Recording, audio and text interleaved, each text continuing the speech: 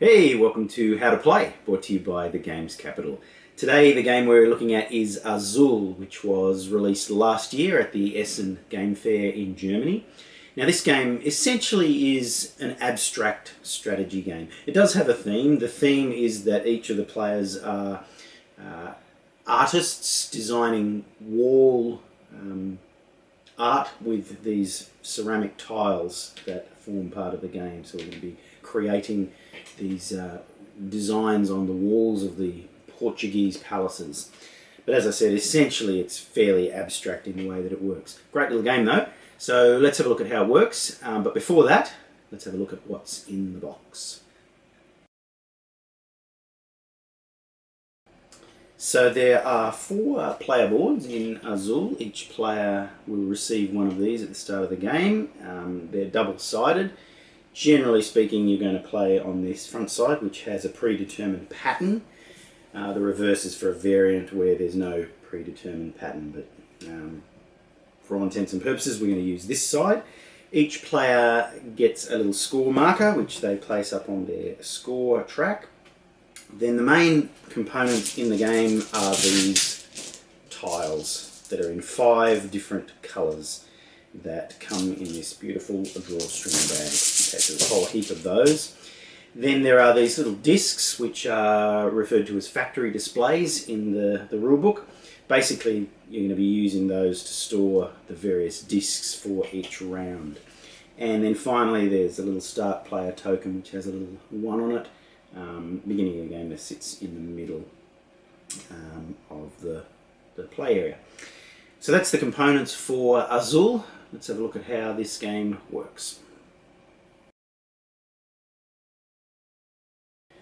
So a game of Azul, essentially each round is in 2 parts and then there's a setup for the next round. So to begin the game, you're going to take a number of these discs and place them in the centre of the table. The number of those will depend on the number of players, so more or less based on the player count. And then you're going to draw from the tile bag 4 tiles and place them on each of the discs. And then you're ready to go for round 1. The first part of the game involves collecting tiles from the factory. So it's referred to as the factory offering. So let's examine how that works. So in this first phase of the game, each player is going to be taking tiles from the table and placing them on their board. Now what you're allowed to do on your turn is take tiles from one of the factory offerings or the factory discs, or you can take tiles from the centre of the table. Now at the beginning of the game there are no tiles in the centre, but as the game progresses they will accumulate there as well, because there are rules as to how you can take tiles from the discs. So if you want to take tiles from one of the discs, you have to take only one colour, one type of tile, and you must take all of the tiles of that particular colour when you take them. So for example, if I want these light blue tiles, I can take both of them. Then what I do is I push the remaining tiles into the centre of the table, and now they're ready to be collected by somebody from there. Now, when I take tiles, I have to place them onto my board. Now, as we mentioned before, the board has got 2 little sections, one with the actual wall that we're going to be building. We don't put tiles there initially, that's in the second part of the game. But over here we've got these various rows, different lengths, 1 through to 5, and that's where the tiles that you collect in this first round will go. Now when you're placing those tiles, you have to place all of the tiles that you've collected in one of the rows. What you're trying to do is fill up the row completely, because that will allow you to move the tiles across at the end of the round or in the next part of the game. Sometimes you can't do that, and if you choose to place the tiles in a larger row, so for example these 2, if I put them in the row that can contain 5 tiles, that's okay. But from now on, until that row is full, I can only place tiles of that colour into that row. And so that may restrict me somewhat depending on what tiles are available, what other players take, and so on. So there's a bit of strategy involved in determining where the best place to put those tiles is going to be. Now when you collect tiles, if you are forced at some point to take more tiles than you can fit on the row that you're trying to get them into, if there's ever any excess tiles, they go in this bottom row and they will earn you negative points depending on how many of those you end up with at the end of the round.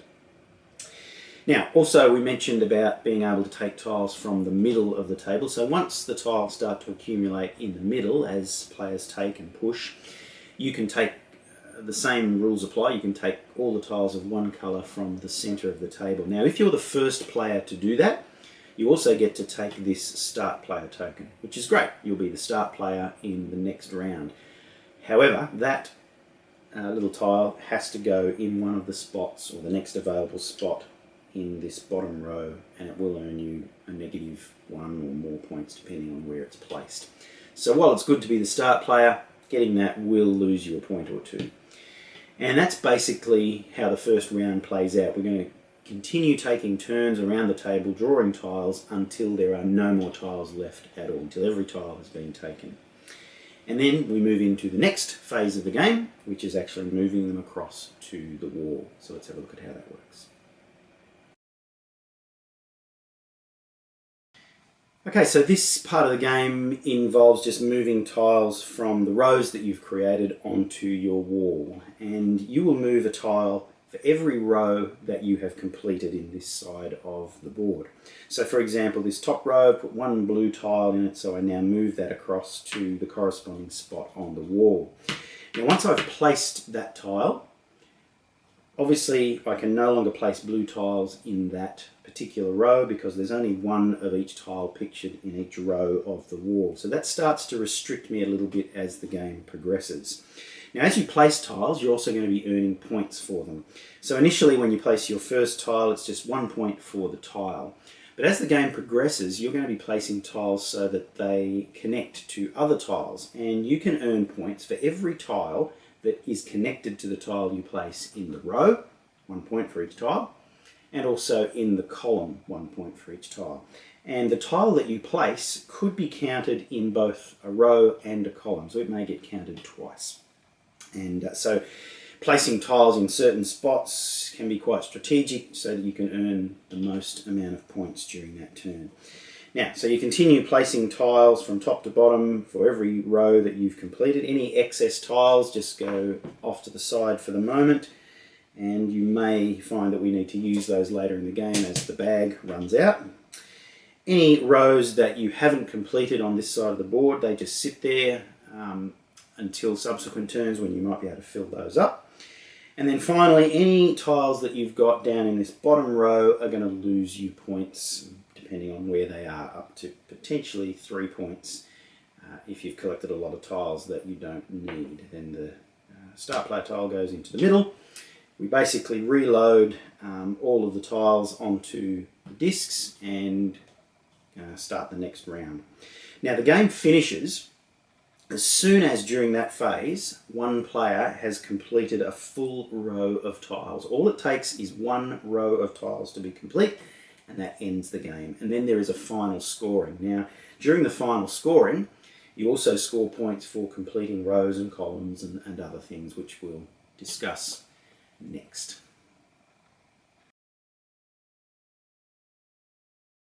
Okay, so once one player has completed that row of 5 tiles in their wall, then a final scoring occurs where you're going to score some bonus points for rows and columns that you've completed in your wall.